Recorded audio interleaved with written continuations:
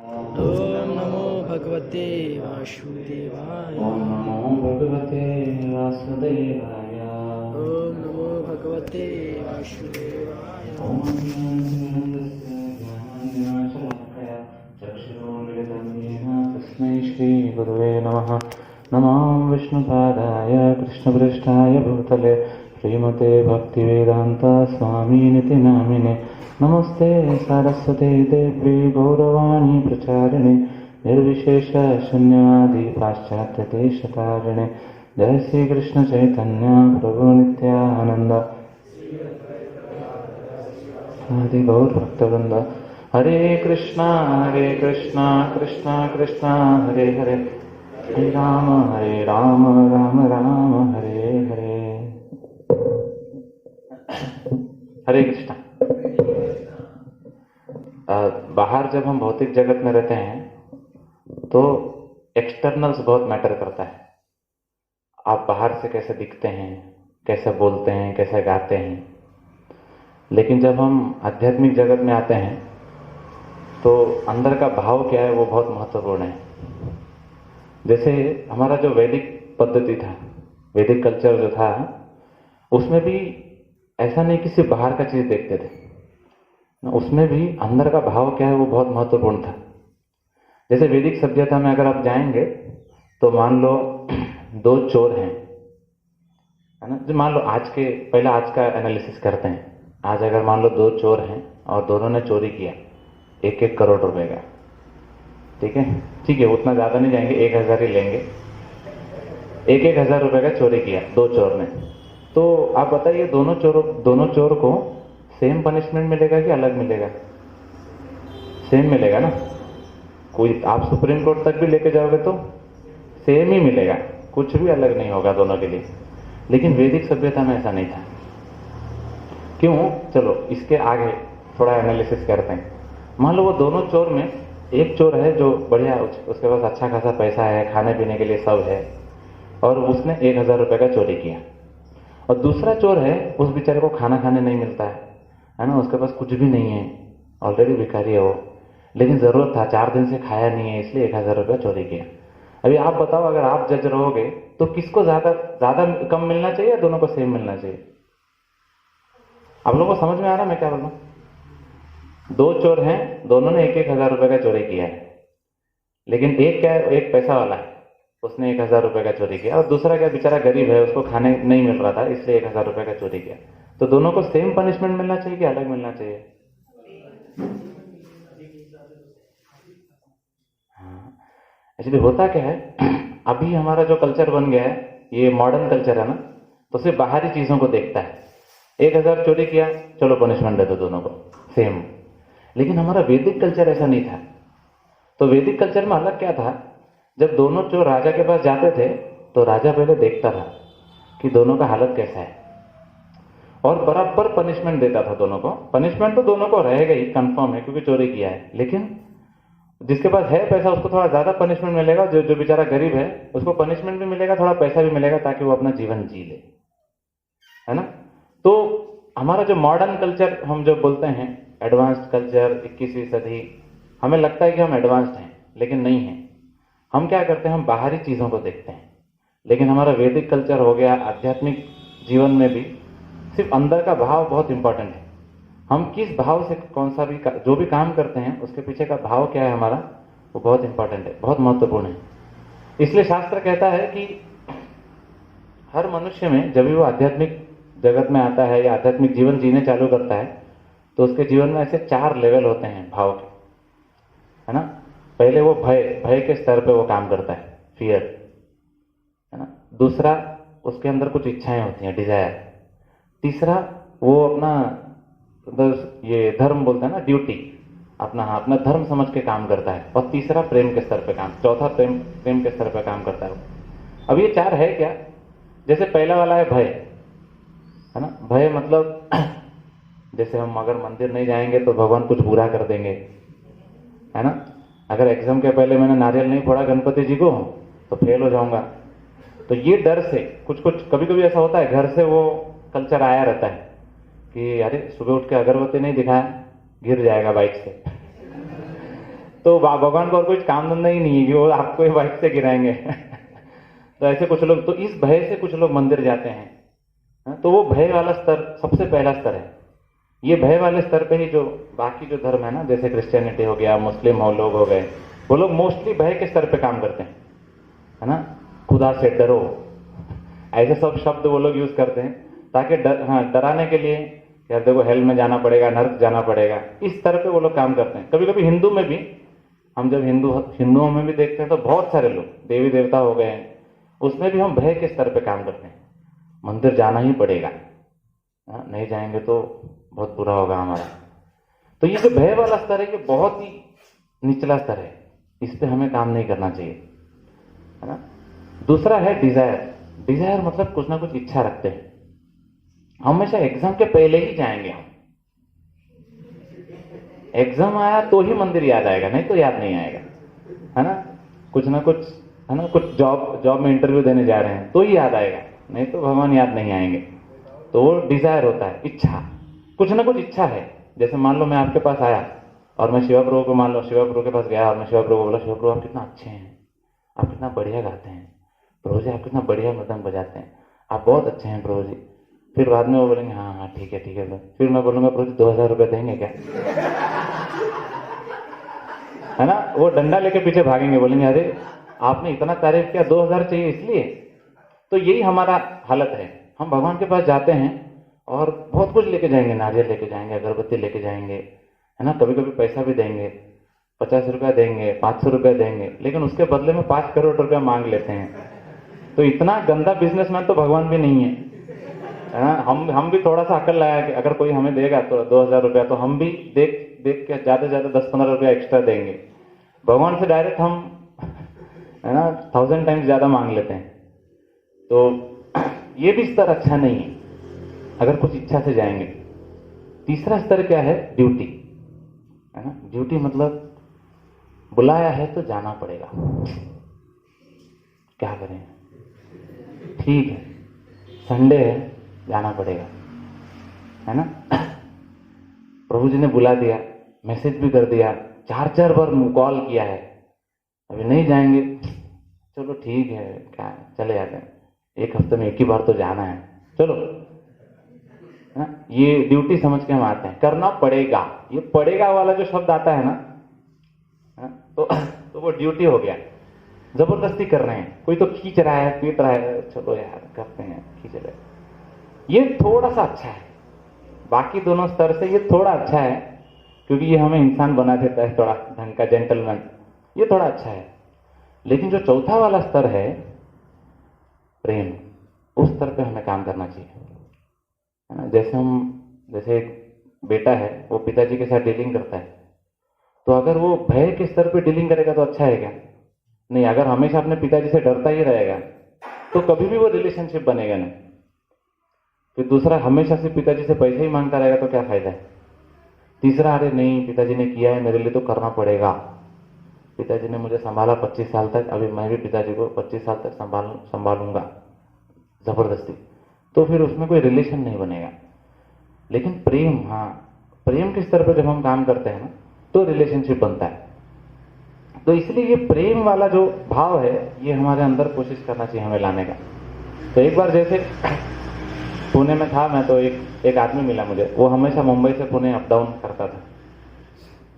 तो एक बार हाईवे पे जा रहा था वो, तो हाईवे पे जब वो जा रहा था तो सडनली उसका गाड़ी बंद पड़ गया। अभी वो कम से कम 180-170 किलोमीटर का रास्ता है वो, और वो रात का टाइम था, रात मतलब शाम को 7-8 बजे का टाइम, अंधेरा हो चुका था, और गाड़ी मेन हाईवे पे बंद पड़ा है, अब तो कोई ऑप्शन नहीं है। तो वो बहुत कोशिश किया, 1-1.5 घंटा कोशिश किया उसने, लेकिन कुछ हुआ नहीं। तो बाजू में ही एक छोटा सा गांव था, उसमें से एक आदमी आया, उसने बोला चलो चलो मैं आपको मदद करता हूँ, मेरे घर पे चलो। तो ये तो बहुत बड़ा आदमी है, मतलब बहुत करोड़पति है, इनका दोनों जगह पे सेंटर्स हैं, बिजनेस चलाते हैं मुंबई पुणे में। तो इन्होंने बोला ऑप्शन तो है नहीं, आजू बाजू कोई होटल भी नहीं दिख रहा है कि चल के चले जाएं, है ना। तो बोले चलो ठीक है, गैराज नहीं, होटल नहीं, तो चलो ठीक है चले जाते हैं। तो उस गांव में जाके रह गए और उनके घर पे रात बिताया उन्होंने। सुबह उन्होंने बढ़िया नाश्ता दिया, वो जो गांव के, और सिंपल नाश्ता था, नाश्ता दिया और ये निकलने लगे घर से। तो निकले तो अभी मदद तो किया था उन्होंने, तो मदद किया था तो इन्होंने सोचा कि चलो कुछ पैसा दे देते हैं, तो उन्होंने जेब से 1000 रुपया निकाला और देने लगे। तो गांव के आदमी ने उसने क्या बोला कि अरे मैंने तो इंसानियत के तौर पर आपको हेल्प किया, आप मुझे ये 1000 रुपया क्यों दे रहे हो? नहीं चाहिए मुझे आपका 1000 रुपया। अभी देखो वो 1000 रुपया निकाल के दे रहा था लेकिन इसने लिया नहीं। अभी 1000 रुपया दे रहा था लेकिन इसने लिया नहीं, तो इसने क्या किया फिर? 1000 रुपया तो जेब में रख दिया, लेकिन जेब से अपना कार्ड निकाल के दिया उसने। कह रही आप नहीं ले रहे? ठीक है, ये मेरा कार्ड है, मेरा मुंबई में घर है, आप जब भी मुंबई आएंगे कुछ भी जरूरत हो तो मुझे कभी भी आप कॉल कर सकते हैं और कभी भी मेरे घर पे आ सकते हैं। मुंबई आएंगे, पुणे आएंगे, मुंबई आएंगे, कहीं पे भी मेरे घर पे रह सकते हैं। तो अभी आप सोचिए अगर 1000 रुपया इसने ले लिया होता तो क्या कार्ड मिलता? अच्छा बोलो कार्ड महंगा है कि 1000 रुपया महंगा है? कार्ड तो 5 रुपए का प्रिंट आउट निकाल के दिया है, कार्ड महंगा है ना? समझ में आ रहा है ना सबको? वो कार्ड बहुत महंगा है क्योंकि अभी उसने खुद को ही दे दिया। उसने क्या बोला, आप जब भी आएंगे, ऐसा नहीं कि ठीक है आप साल में एक बार आ सकते हैं, तो नहीं, बराबर है ना? हम साल में एक बार आओ, कभी तो आओगे तो नहीं, कभी भी आओ मेरे घर पे रह सकते हो आप। और उसने क्या खिलाया था? कुछ 5 स्टार होटल का खाना खिलाया था क्या? सिंपल कुछ तो खिलाया था उसने। अपने गांव में क्या बनेगा वो, थोड़ा सा उसके पास गरीब आदमी, वो क्या खिलाएगा? ये हमेशा बड़े बड़े जगह पे ऑपुलेंट खाना खाने वाला आदमी, लेकिन प्रेम से किया उसने। वैसे ही हम जब होटलों में जाते हैं तो वेटर भी कितने प्यार से बात करता है ना। वेटर इतना अच्छा अच्छा आइटम लाता है और बोलता है सर कुछ चाहिए क्या, ये चाहिए वो चाहिए, कितना पूछता है वो, कितना प्यार से पूछता है वो। तो वो प्यार है।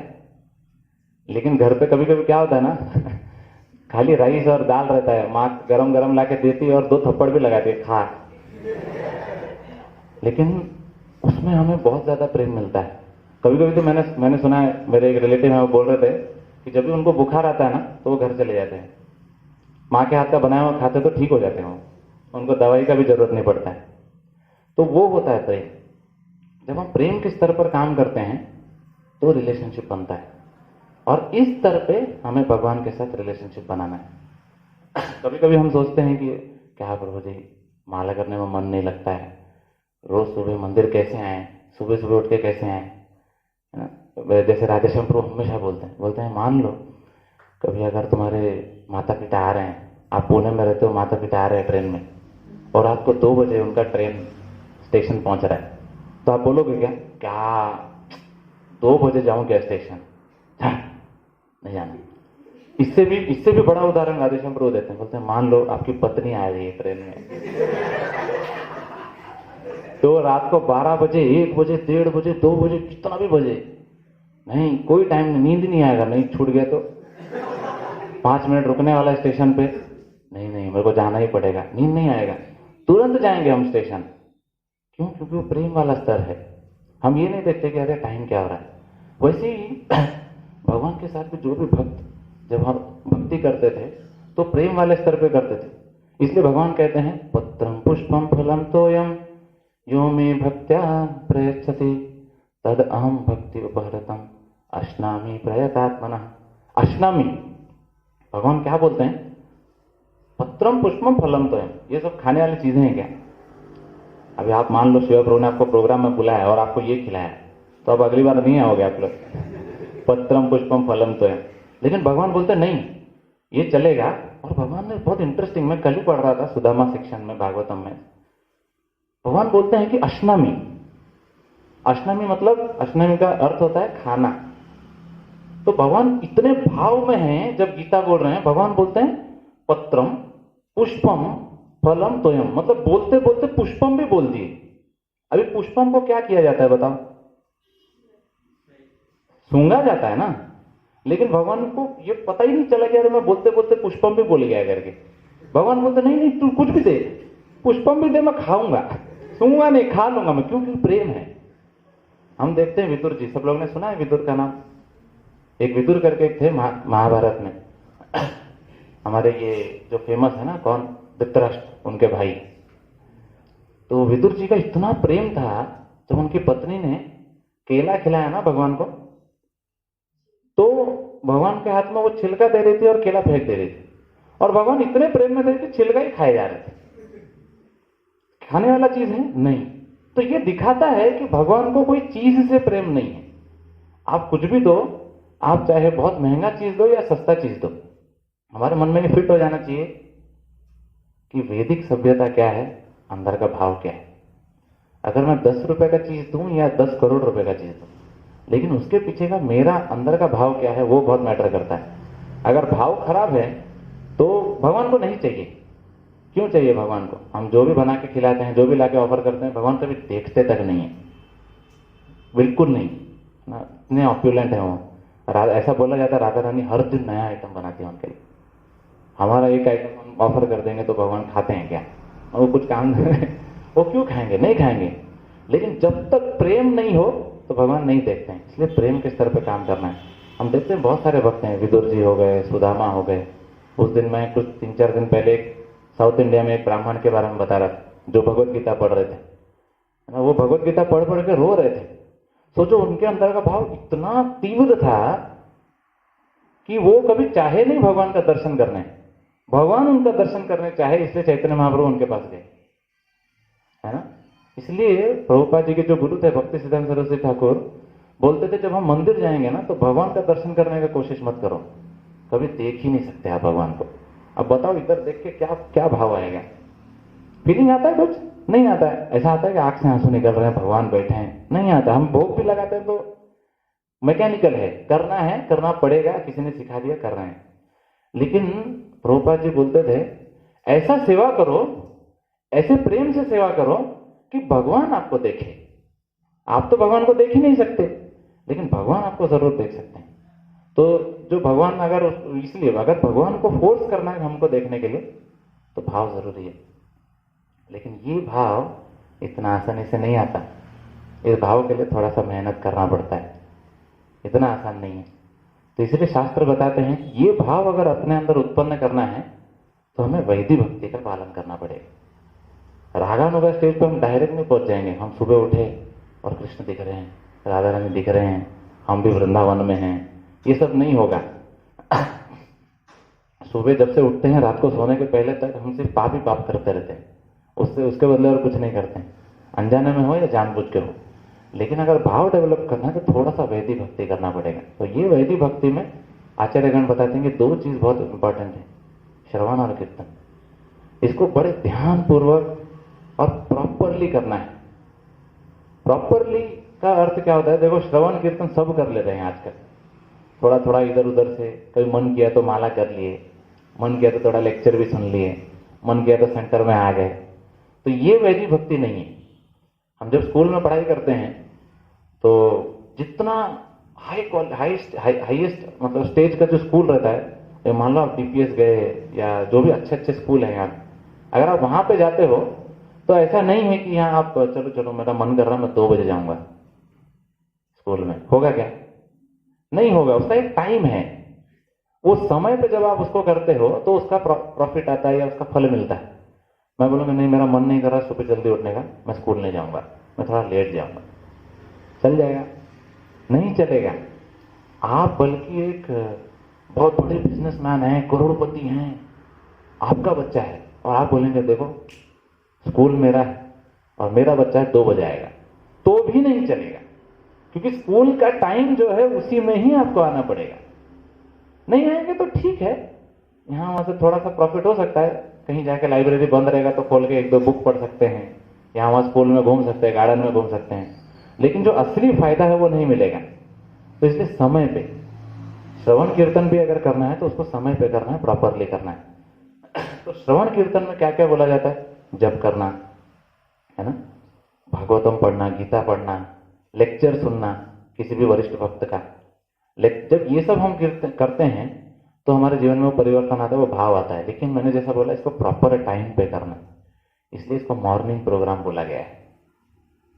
हाँ, तो मॉर्निंग प्रोग्राम में आना है क्योंकि ये समय है इसका।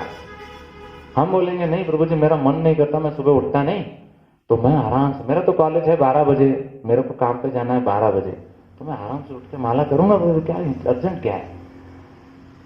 ठीक है, आप अपने हिसाब से जियो। फिर गुरु ने एक चीज बोला है कि बाबा 6 बजे आओ, तभी मैं क्लास लूंगा, तभी मैं स्कूल लूंगा। लेकिन आप बोल रहे हो ठीक है गुरु को कि नहीं नहीं मेरे हिसाब से गुरु चलेगा, तो 11 बजे आओगे, ठीक है आप आओ, फिर गुरु का कृपा नहीं मिलेगा। जो पढ़ाना चाहता है वो नहीं पढ़ाएगा वो, है ना। सबको समझ में आ रहा है। देखो भौतिक चीजों के लिए भी कितना डेडिकेशन दिखाना पड़ता है ना, बाप रे बहुत। जो मेहनत करके पढ़ता है जॉब पे, आजकल वो जॉब में वो चीज आ गया ना, बायोमेट्रिक आ गए हैं, है ना। तो आपके स्कूल में है प्रभु जी? हाँ है देखो वो ऐसा कितना बढ़िया सा चीज है वो। पहले पहले जब होता था कंपनी में, जैसे मेरे पिताजी हैं वो उनका गवर्नमेंट जॉब है, तो मैं देखता था मेरे पिताजी बहुत कूल थे, कोई टेंशन नहीं, कभी भी जाते थे कभी भी आते थे। तो सडनली एक दिन ना, अभी पिछले 4-5 साल में मैं देखा अरे पिताजी टाइम पे जा रहे हैं। तो मैंने बोला अरे क्या हो गया आपको, मतलब मैंने तो कभी देखा नहीं इतने जल्दी सुबह टाइम पर। नहीं अभी बायोमेट्रिक आ गया, अभी उंगली नहीं लाएंगे तो टाइम चेक कर लेगा वो, तो पगार से ऑटोमेटिक कट होता है वो। ऐसा नहीं कि कोई जाके पगार काटता है, नहीं, अगर आप नहीं डालेंगे तो वहां से ऑटोमेटिक कट जाएगा, क्योंकि आपके एब्सेंट लग जाएगा तो कट जाएगा। ये किसके लिए? ये छोटा सा एक जॉब के लिए, एक दिन का सैलरी के लिए हम कितना मरते हैं। कभी कभी ऐसा भी होता है कि अगर घर पे खाना नहीं बना होगा तो तुरंत बिना खाए चलो चलो मैं बाहर खा लूंगा, जाते हैं हम करके आते हैं। लेकिन ये डेडिकेशन ना भगवान के साथ नहीं आता। जब भगवान की बात आती है, आध्यात्मिक जीवन की बात आती है, थोड़ा आलस हो रहा है ना, थकान हो रहा है, सर दर्द हो रहा है, अपना ये मन का बीमारी है जो अंदर से आता है ना, ये मन का। कभी कभी ये भी मन बोलता है मेरे माता पिता रोक रहे हैं, चाहते नहीं है कि मैं जाऊं, मेरे घर वाले मुझे सपोर्ट नहीं करते हैं, ये भी मन का बीमारी है। क्योंकि देखो जैसे चित्रकेतु महाराज का बेटा था ना, वो जब मर के वापस आया तो उसने क्लियर बोला आप कौन से पिताजी हो, कौन से जन्म के पिताजी हो मेरे, है ना। ये एक लाइफ का, जो परिवार वाले भी होते हैं ना, ये एक लाइफ के हैं। जब आप इटर्नल, है ना, जब भगवत धाम के बारे में बात करेंगे तो वहां पे समय नहीं होता। जैसे मैं उस दिन समय के बारे में बता रहा था एक शाम को, तो ब्रह्मा जी का अगर जीवन देखोगे और हमारा जीवन देखोगे तो कैसा होगा, खाली पलक झपकने के बराबर, उतना भी नहीं, उससे भी कम है। और उतने में हम बोलते हैं अरे मेरा परिवार वाले ये वो ये सपोर्ट नहीं कर रहा है। लेकिन हम अगर भक्ति करेंगे तो हम कहाँ जाएंगे, वो तो हमें सोचना चाहिए।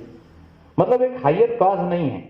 अगर मान लो आपको एक जगह से 1000 रुपए का सैलरी मिल रहा है और दूसरे जगह से 20,000 का सैलरी मिल रहा है, तो कॉमन सेंस क्या बोलता है? 20,000 वाले सैलरी वाले में जाओ। लेकिन हमारे अंदर वो कॉमन सेंस नहीं है। ये मैं मेरी बात कर रहा हूं, नहीं है वो कॉमन सेंस, क्योंकि हमें लगता है नहीं नहीं ठीक है, फेथ नहीं है ना, विश्वास नहीं, श्रद्धा नहीं है। हम जब आएंगे तो जब कोई 5,000 का सैलरी देता है, 10,000 का सैलरी देता है, हम टाइम पे चले जाते हैं। लेकिन कोई ये बोलता है कि देखो रेगुलर हर दिन आओ और आपको जन्म मृत्यु जरा व्याधि में नहीं आना पड़ेगा, तो हम विश्वास नहीं कर सकते। तो इसलिए इस पे थोड़ा, ये वैदिक भक्ति पे हमें थोड़ा विश्वास लाना पड़ेगा, करना है इसको। हम जब प्रयत्न करेंगे तो भगवान भी थोड़ा सपोर्ट करते हैं। जैसे हमारे मंदिर में हम देखते हैं, मतलब ये तो राधेश्याम प्रभु ने ये सिस्टम बनाया था, तो ये प्रिंसिपल्स हैं, बहुत स्ट्रिक्ट हैं प्रभु जी ने। हम तो बहुत कृतज्ञ हैं प्रभु जी से कि उन्होंने इतना अच्छे से ट्रेनिंग दिया है। कभी लेट नहीं हो सकता, कभी भी लेट नहीं, क्योंकि वो सिस्टम में बैठ गया है। अभी लेट होने का चांस ही नहीं है, बराबर नींद खुलेगा। अगर नींद नहीं खुला, बाई चांस लास्ट का 5 मिनट बचा है ना, तो भी घिर पड़ के मंदिर पहुंचेंगे लोग, पक्का ये पहुंचना ही है। और कुछ कुछ लोग 20 साल से यही कर रहे हैं, तो अभी उनको, अभी अगर जाएंगे आप उनके पास मिलने के लिए, तो आपको दिखेगा कि उनके अंदर वो प्रेम आ चुका है, वो प्रेम से जा रहे हैं। अभी हम कैसे हैं, हम सुबह सुबह 4 बजे आते हैं, हम भी वैसे ही हैं, अरे सर दर्द हो रहा है, हाथ दर्द हो रहा है, पेट दर्द हो रहा है, लेकिन फिर भी चलो माता जी भी हैं देखने के लिए नहीं तो माता जी बोलेंगे अरे उठे नहीं आप लोग। तो इसलिए हम लोग माता जी के भी डर से, जुगल किशोर प्रभु भी आ रहे हैं चेक करने के लिए, तो हम लोग इस डर, हम लोग तो डर के स्टेज में, प्रेम नहीं आए हैं, डिजायर ड्यूटी वो तो दूर की बात है, तो हम लोग आ जाते हैं। लेकिन कुछ कुछ लोग जो 20-20 साल से कर रहे हैं मंदिर में, उनके अंदर वो भाव आया है, वो लोग प्रेम से जाते हैं, है ना। भगवान कुछ एक, जैसे एक बार मैं सुन रहा था, जन्माष्टमी के अगले दिन, जन्माष्टमी हम जनरली 1 बजे तक मनाते हैं, जन्माष्टमी के अगले दिन एक डिवोटी पहुंच गए और मैं सो रहा था 6:30 बजे तक। तो मैं डर गया, बोला अरे आप तो सोए 2 बजे और अब 4 बजे कैसे पहुंच गए? तो भक्त ने एक बहुत सुंदर सा चीज बताया। मैं बहुत डर गया वो सुन के कि अरे मैं कब पहुंचूंगा उस स्तर पर।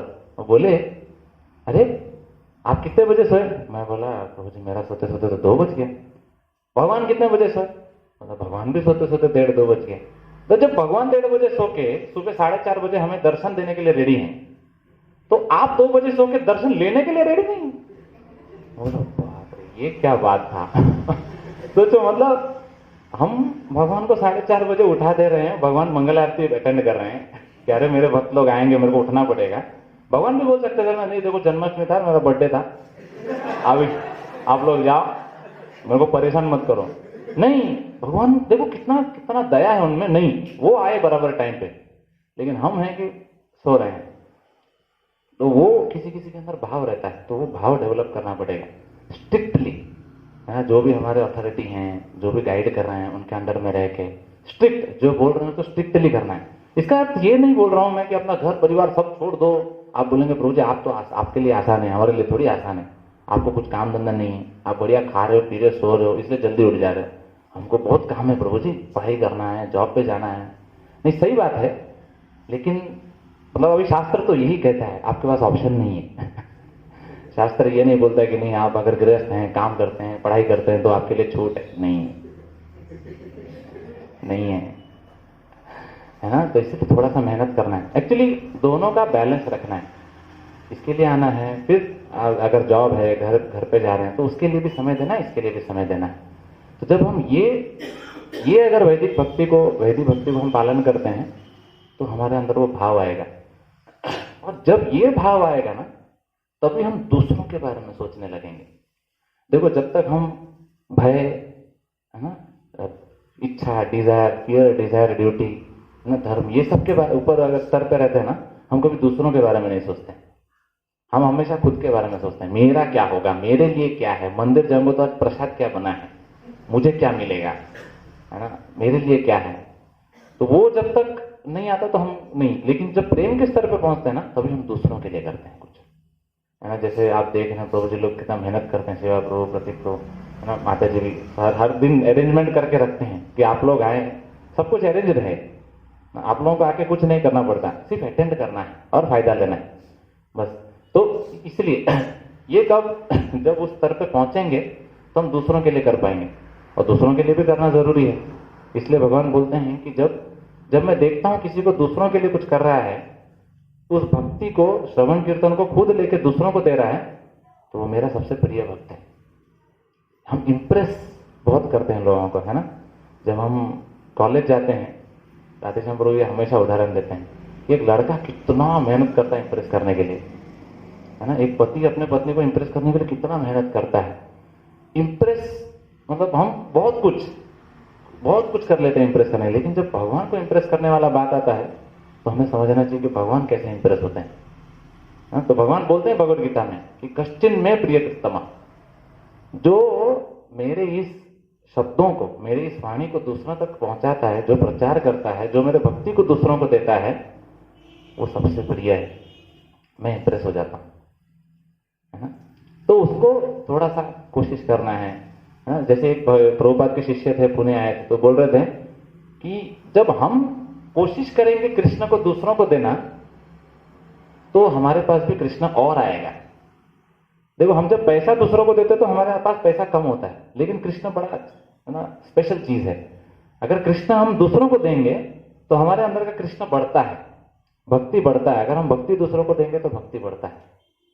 लेकिन भक्ति भी दूसरों को कब दे सकते हैं? जब हमारे अंदर थोड़ा सा तो हो, है ना। जब बाल्टी, नल चालू करते हैं ना, तो बाल्टी भरता रहता है, पानी बाहर नहीं आता। लेकिन जब भर जाता है तभी वो पानी बाहर छलकता है ना। एक एक बूंद, पहले जब 3/4 हो जाएगा तो थोड़ा थोड़ा गिरेगा, है ना, तो एक एक बूंद, फिर जब पूरा भर जाएगा तो पूरा पानी बाहर आएगा, है ना। तो वैसे ही होता है। प्रचार क्या है? प्रचार ऐसा नहीं कि अरे हमारा बाल्टी खाली है और हम लोगों को बोले जा रहे हैं अरे करो, आप करो, आप करते क्या प्रभु जी माला? नहीं मैं नहीं करता, लेकिन आप करो, आपके लिए ये, मेरे लिए नहीं है। गीता लो, गीता लो, गीता लो। आप? मैं नहीं पढ़ता, मेरे लिए पढ़ने के लिए नहीं है, बांटने के लिए है ना, दूसरों को देने के लिए है। तो हम गीता दूसरों को, हमेशा दूसरों को थमाते हैं, आप लीजिए, आप पढ़ो, आप पढ़ो। नहीं, पहले खुद तो पढ़ो। खुद अगर एक श्लोक पढ़ोगे तभी तो वो एक श्लोक दूसरों को बता के इंस्पायर कर पाओगे। तो वो जो बाल्टी जब हम भरते हैं ना, जो आधा बाल्टी भरता है, 3/4 बाल्टी भरता है, वैसे केस में हम लोग हैं। हमारा अभी बाल्टी, मतलब हम तो शायद खाली बाल्टी हैं अभी, है ना? लेकिन थोड़ा सा कोशिश करना चाहिए खुद के बाल्टी भरने के लिए। पहले जब हम नहीं भरे तो वो खोखला रहेगा, वो प्रचार नहीं कर सकते हम। खुद थोड़ा अपने अंदर भरना है। तो इसलिए प्रभुपाद हमेशा कहते थे कि हमारा सेंटर क्यों बनाया गया? सेंटर इसलिए बनाया गया, हमारा जो 24 घंटा है ना, उसको बराबर डिवाइड किया गया। 6 घंटा रात को सो गए, है ना, 6 घंटा बहुत कम हो गया, लेकिन 6 घंटा ही सोना है, उससे ज्यादा। देखो यहाँ पे ऐसा कोई भी आदमी नहीं है जो दिन भर पत्थर तोड़ता है, ऐसा कोई है? कोई नहीं है। तो आपको 6 घंटे से ज्यादा सोने की जरूरत नहीं है, शास्त्र बोलता है। इनफैक्ट डॉक्टर लोग भी बोलते हैं कि 6 घंटे से ज्यादा सोना किसी को जरूरत नहीं है ना? किसको जरूरत है? जो दिन में 20 घंटा पत्थर तोड़ रहा है, हेवी ड्यूटी कर रहा है। जैसे यहाँ पे मैं देखता हूँ कुछ लोग वो राइस का गोनी उठाते रहते हैं, वैसा अगर 20 घंटे का आप सेवा कर रहे हो, ऐसा दिन में 12-12, 15-15 घंटे कर रहे हो, तो फिर 10-10, 12-12 घंटे सो सकते हो। लेकिन अगर पढ़ाई करते हो, छोटा मोटा काम करते हो, तो फिर 6 घंटा बहुत है एक इंसान के लिए, है ना? अगर 6 घंटा सोते हो तो इसलिए प्रभुपाद जी हमेशा बोलते थे हमारे सेंटर क्यों बनाए गए? सोना है, सुबह उठना है, और सुबह हमारा बाल्टी भरने के लिए आना है इधर। तभी फिर उसके बाद में जब आते हो, मॉर्निंग प्रोग्राम खत्म, उसके बाद आप लोग जॉब जा सकते हो। खुद का जो भी डेली लाइफ है, पढ़ाई करना है, जॉब करना है, वो करना है। फिर शाम का टाइम, वो जो बाल्टी भर गया तो दूसरों को देना है, प्रचार के लिए टाइम देना है। इसलिए प्रभुपाद ने ये प्रॉपर सिस्टम बनाया है। ये सब वैदिक कल्चर है। वैदिक कल्चर में भी यही होता था। रोज हर दिन सुबह सुबह लोग उठते थे। ऐसा नहीं, अभी जैसे मैंने मेरे नाना जी को देखा है गांव में, कभी लेट नहीं होते वो लोग, है ना, नेचुरल। वो लोग कोई अलार्म सिस्टम भी नहीं है, उन्होंने कभी अलार्म नहीं देखा अपने जीवन में। 4 बजे लेकिन नींद खुलेगा, है ना। मेरी नानी थी, वो हमेशा 3 बजे उठती थी। वो 3 बजे नेचुरल है। और शाम को जैसे ही 7:30 बज गया ना, आप मेरे नानी के सामने डोल पीट दो, उसका आंख नहीं खुलेगा, है ना। कभी कभी हम लोग मुंबई से जब जाते थे गांव में, तो हमारा तो कल्चर वही था, हम लोग रात को 12 बजे सोते थे। तो मैं मेरे नानी के साथ बैठ के बात करने लगूं तो 7:30 बजे उसका आंख लाल हो जाएगा। आप कुछ भी बोलो, नहीं अभी कुछ नहीं, 7:30 बजे बेड आना चाहिए, सो जाएंगे। और रात हो जाता, 8 बजे हम लोग भी फोर्सफुली सो जाते थे। तो बराबर 8 बजे वो लोग सो जाएंगे, बराबर सुबह 3 बजे उठेंगे, है ना। बराबर सुबह का सब कुछ होगा, पूजा पाठ, घर पे कुकिंग, सब खाना खा के जॉब पे भी जाएंगे। फिर जॉब से भी बराबर टाइम पे आ जाते थे। टाइम पे आके फिर वही भजन कीर्तन, मंदिर जाओ। लेकिन हमारे, वो तो अलग मैं बोल रहा हूँ, वो हमारे इस्कॉन का नहीं है।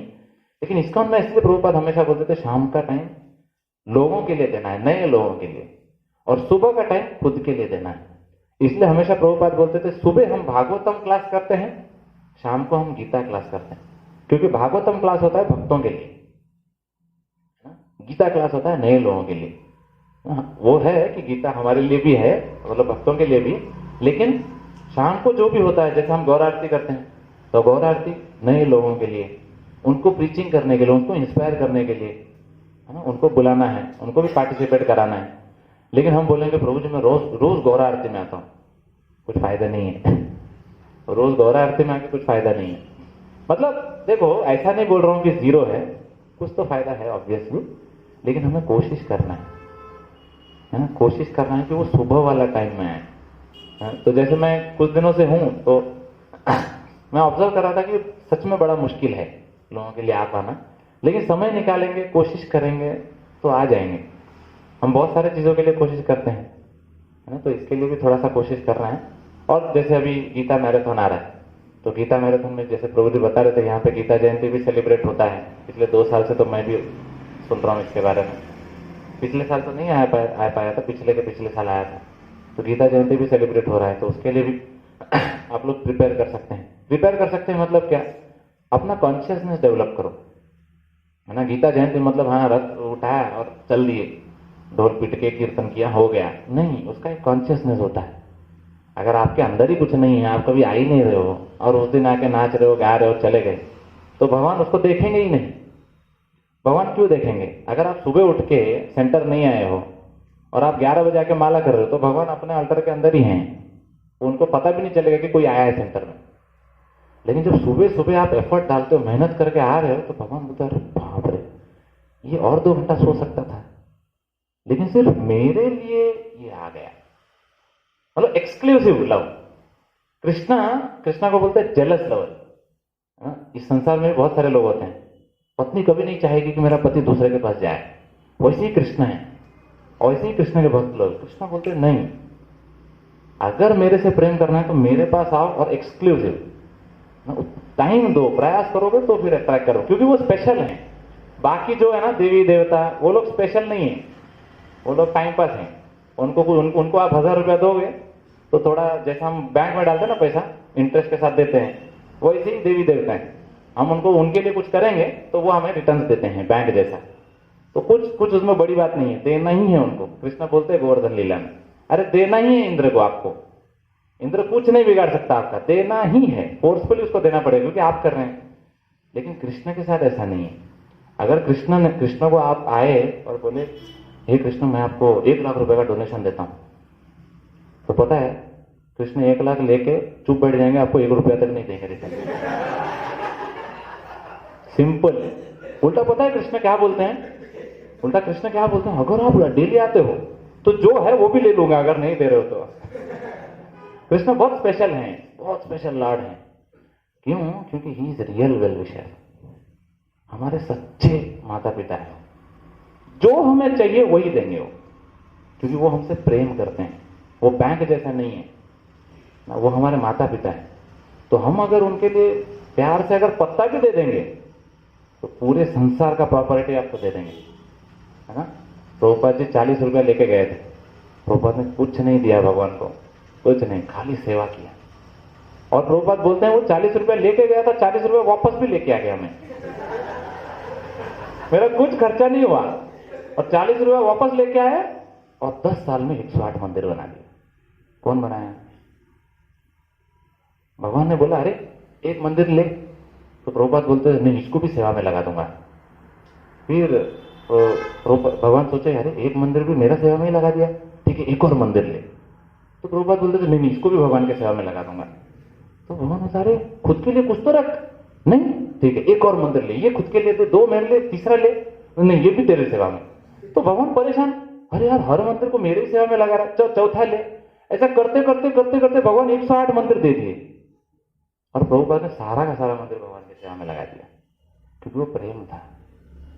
और वो प्रेम के लिए कैसे, प्रभुपाद ऐसे नहीं है। कभी भी हम बोलते प्रभुपाद तो बहुत बड़े भक्त थे, नहीं, प्रभुपाद भक्त तो थे लेकिन 40 साल उन्होंने मेहनत किया, तब जाके उनके 108 मंदिर बना।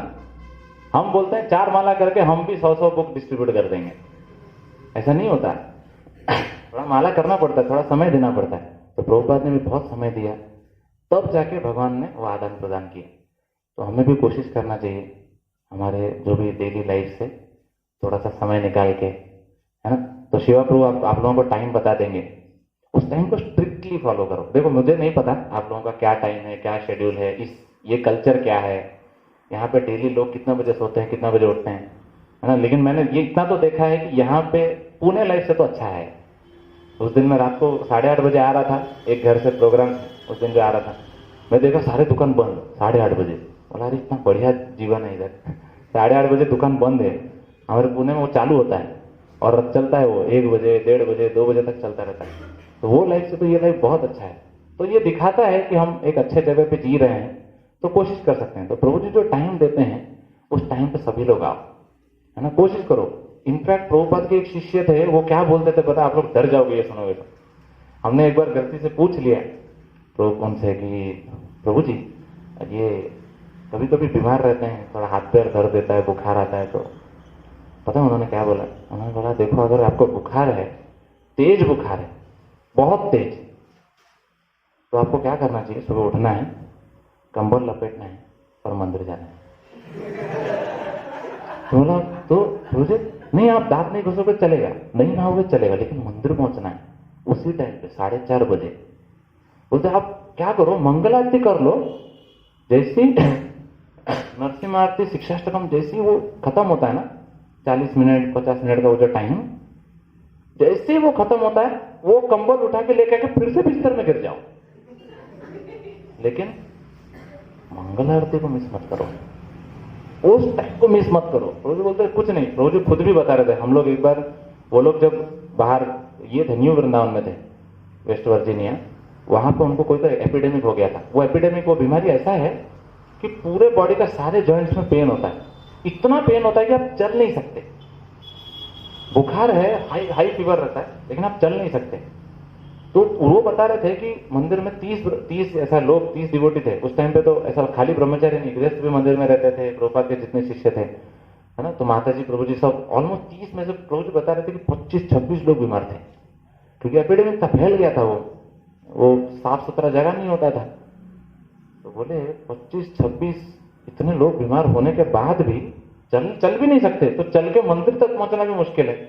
तो प्रभु जी सच में बता रहे थे कि हम लोग रेंगते थे, चलते चलते गिर जाते थे, ऐसा समहाउ रेंग के हम लोग मंदिर में जाते थे और लास्ट में जाकर ऐसे बैठ जाते थे प्रभुपाद जी के पास। उधर बाजू में प्रभुपाद जी का जो विग्रह होता था, प्रभुपाद जी तो तभी थे नहीं, तो प्रभुपाद जी का विग्रह हमेशा लास्ट में होता है, जैसे वहां पे। तो आके रेंग के प्रभुपाद जी के विग्रह के पास ऐसे बैठते थे, क्योंकि खड़े भी नहीं रह सकते, इतना बीमार है, लेकिन मिस नहीं करते। तो अगर हम ये डेडिकेशन भगवान की तरफ दिखाएंगे ना, तो भगवान का भी डेडिकेशन हमारे तरफ दिखेगा, और फिर वो टेस्ट आएगा। धीरे धीरे जब आप करोगे तो कुछ दिनों के बाद आपको टेस्ट मिलेगा, आप रेगुलर आओगे, फिर आपको कोई पीछे नहीं पड़ना पड़ेगा, आप खुद से आने लगोगे। ठीक है, धन्यवाद। ये सब मैंने मेरे लिए बोला, तो आप लोग प्रार्थना कीजिए कि जो भी मैंने बोला है अभी मैं मेरे जीवन में पालन कर सकूं, है ना। श्रीमद् भगवद गीता की, जगत गुरु श्रील प्रभुपाद की